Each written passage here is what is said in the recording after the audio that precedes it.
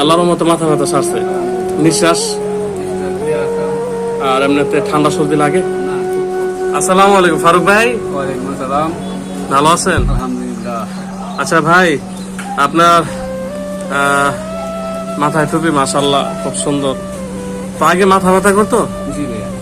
আপনার 4-5 বছর হয়েছে মাথা ব্যথার সমাধান তো পান নাই। বিশেষ করে মাথা ব্যথা কিসের কারণটা ছিল কি? নাক পলিবাসের কারণে। নিঃশ্বাস ঠিক মতো নিতে পারতেন না, যার কারণে মাথা ব্যথাটা একটু প্রচুর পরিমাণে সবসময় মাথা ব্যথা দূরে থাকতো। তো তারপরে কি হইলো, আপনার মাথা ব্যথা সমস্যাটা মূলত পলিপাস থেকেই হয়েছে। তারপরে আপনার পলিপাসের চিকিৎসাটা করাইছেন। এই চিকিৎসার পরের থেকে যে মাথা ব্যথা সারছে এই পর্যন্ত আজকে 4-5 বছর যাবত কি মাথা ব্যথা আছে? না না, মাথা ব্যথা হয় তো ঘুমের কারণে।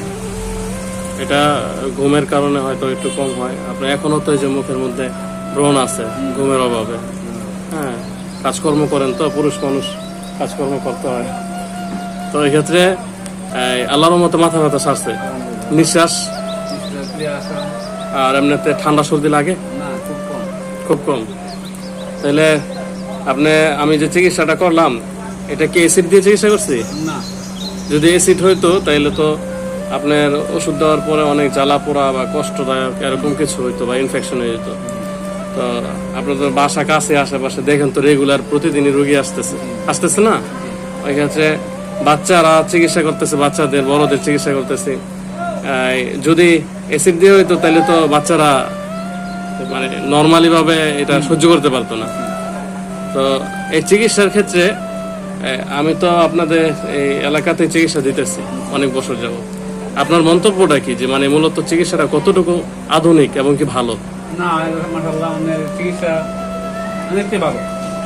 বর্তমান যুগের জন্য এখন চিকিৎসা ভালো। আবার উপকার ভালো হচ্ছে, উপকার পেতে হচ্ছে আসতেছে। আমি নিজে উপকার পাইছি, আমিও কথা শিখেছি। যাক আলহামদুলিল্লাহ। আসলে একটা মানুষ উপকার পাওয়ার পরেই কিন্তু মন থেকে একটা দোয়া আসে। আমার জন্য দোয়া করেন? অবশ্যই আলহামদুলিল্লাহ, তো অবশ্যই করি। নমস্কার, দোয়া করেন। কি দোয়া করেন?